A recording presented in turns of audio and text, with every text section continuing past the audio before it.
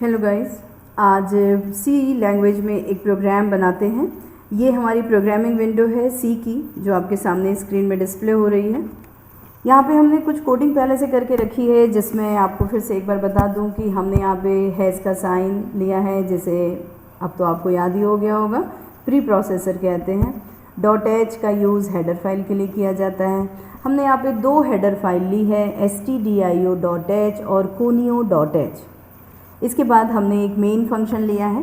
किसी किसी प्रोग्राम में आपको मेन इस तरीके से दिखेगा और यहाँ जो हमने वॉइड लगाया है वो ना दिख के यहाँ पे इंट नज़र आएगा। ठीक है, हमेशा याद रखेंगे जब यहाँ पे मेन के साथ इंट लिखा हुआ है तो यहाँ पर हमें एक रिटर्न कीवर्ड का यूज़ करना पड़ेगा, जो इस तरीके से होगा, रिटर्न कीवर्ड। ब्रैकेट में आप चाहें तो 0 लिख सकते हैं या जो भी चीज़ आप रिटर्न करना चाहते हैं लिख सकते हैं, और फिर यहाँ पर आप लगा सकते हैं सेमीकोलन। ठीक है, अब जैसे मान लो इसके पहले मैंने वर्ड लगाया हुआ था। Word basically empty data type है। हर एक फंक्शन का बिहेवियर होता है कुछ ना कुछ रिटर्न करने का, और मेन एक फंक्शन है, इसलिए उसके आगे हम वॉइड लगा देते हैं, ताकि वॉइड लगाते हैं इसका मतलब है वो फंक्शन हमें कुछ रिटर्न नहीं करेगा, और वॉइड लगाते हैं तो हमें नीचे में इस तरीके से रिटर्न 0 को लिखने की ज़रूरत नहीं पड़ती है। ठीक है, तो हम ये इंट को हटा देते हैं और यहाँ पे वॉइड लिख देते हैं। वर्ड लिखने के बाद यहाँ से प्रोग्राम शुरू करते हैं। यहाँ पे एक वेरिएबल लिया है मैंने, इंट ए। ये जो वेरिएबल है ए, ये लोकल टाइप का वेरिएबल है। मैं आपको एक बार बता दूँ कि हम इसमें कमेंट लाइन भी लिख सकते हैं। यहाँ पे इस तरह से हम लिख सकते हैं लोकल वेरिएबल डिक्लेरेशन। ठीक है, तो ये जो दिख रहा है थोड़ा सा हाइड फॉर्म में दिख रहा है ये फ़ॉन्ट, इसका मतलब है ये कमेंट लाइन है और इसे कंपाइलर रीड नहीं करेगा, इसलिए इसमें किसी प्रकार के एरर्स नहीं आएंगे। ठीक है, तो एक अच्छा प्रोग्रामर वो होता है जो अपने प्रोग्राम में कमेंट लाइन डाले, और जिससे कि जो अननोन पर्सन और जो बाहर यूज़र होते हैं उनको ये समझ आता है कि ये एरिया यानी ये जो लाइन है वो किस चीज़ को रिप्रेजेंट कर रही है। हमने यहाँ पे एक वैल्यू पुट कर दी है, a = 10। हम चाहें तो यहाँ पे 2-3 वेरिएबल डिक्लेयर कर सकते हैं, जैसे कि b, जैसे कि सम, मान लो की बात है ना। यहाँ पे एक वैल्यू मैंने डाल दी a, मैं चाहूँ तो यहाँ पे b करके दूसरी वैल्यू भी डाल सकती हूँ, 10 करके, 10, 20 एज़ पर योर चॉइस। आप अपनी चॉइस से कोई से भी नंबर ले सकते हैं। ठीक है, यहाँ पे हमने एक फार्मूला डाल दिया, सम = क्या होगा फार्मूला, a + b, है ना, और हर बार की तरह फार्मूले के बाद सेमीकोलन।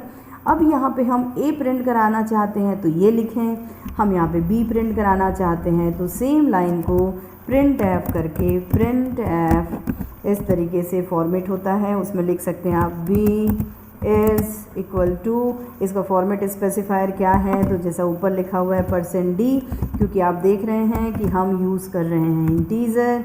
यहाँ पे %d, देन b, है ना। अब यहाँ पे b को ले लिया हमने इस तरीके से, देन हमको अब यहाँ पे सम प्रिंट करना है, हमारा आंसर जिसके लिए हम ये प्रोग्राम बना रहे हैं, तो हम यहाँ पे प्रिंट करेंगे सम। तो हम क्या लिखें, जैसे कि आपको पता है प्रिंट एफ फंक्शन का यूज़ करके हम कोई भी मैसेज, कोई भी लाइन, कोई भी कैप्शन प्रिंट कर सकते हैं। ठीक है, तो यहाँ पे हमने लिख दिया सम इज़, यहाँ पे आप ये भी लिख सकते हैं a and b = आप लिख सकते हैं नॉर्मल सम इज़, जो भी आप चाहें। = का साइन मैं बस इसलिए लगा रही हूँ ताकि थोड़ा सा सेपरेट हो, थोड़ा सा स्पेस मिले। Then inverted code close, comma. Variable का नाम क्या है जिसमें हमारा आंसर स्टोर है, तो वेरिएबल का नाम है सम। ठीक है, यहाँ पे हमने उसे लिख दिया इस तरीके से। Then get ch, then program की क्लोजिंग। अब देखते हैं प्रोग्राम में एरर है या नहीं। यदि एरर है तो भी ठीक है, नहीं है तब तो बहुत ही अच्छी बात है। प्रोग्राम में कोई एरर नहीं है और यहाँ पे आंसर आ रहा है सम इज़, और जो आंसर है वो आंसर यहाँ पे आप देख रहे हैं 0 करके आया है, आंसर नहीं आया है। क्यों नहीं आया है अब आप बताइए, क्योंकि हमने यहाँ पर फॉर्मेट स्पेसिफायर यूज़ नहीं किया है। ठीक है, तो यहाँ पे हमें यूज़ करना पड़ेगा फॉर्मेट स्पेसिफायर जो है %d। यदि आप %d नहीं लिखेंगे तो सम इज़ के बाद ब्लैंक स्पेस आएगा जिसमें आपको किसी भी प्रकार की वैल्यू नहीं मिलेगी। अब पुराने प्रोग्राम के आउटपुट को हटाने के लिए CLR SCR क्लियर स्क्रीन का यूज़ करते हैं। आप लिख लीजिए, क्लियर स्क्रीन का यूज़ किया जाता है कब? जब हमको पुराने प्रोग्राम के आउटपुट को हटाना है। ठीक है, अब देखिए यहाँ पे प्रोग्राम आ गया, सम इज़ 20। देखो A is 10, B is 10, some is 20। अब आप बोल रहे होंगे कि तीनों एक लाइन में क्यों आ रहा है, तो चलिए उसके लिए भी हमें फंक्शन मिला है। हम यहाँ पे लिख देते हैं /n न्यू लाइन के लिए। /n का यूज़ होता है न्यू लाइन। ठीक है, ये अब फिर से एक बार रन करके देखते हैं F9। ये देखिए 3 अलग अलग लाइन में आ गया। उम्मीद है आप लोग को समझ आया होगा /n का यूज़ और फॉर्मेट स्पेसिफायर का यूज़। A = 10, B = 10 और sum is 20। This is our answer. इससे भी अच्छा प्रोग्राम हम और बना सकते हैं, जैसे यहाँ पे वैल्यू फिक्स है 10 and 10, हम चाहें तो इसे यूज़र की चॉइस पर भी छोड़ सकते हैं। अगले वीडियो में उसी पर हम नया प्रोग्राम बनाएंगे। फ़िलहाल थैंक यू।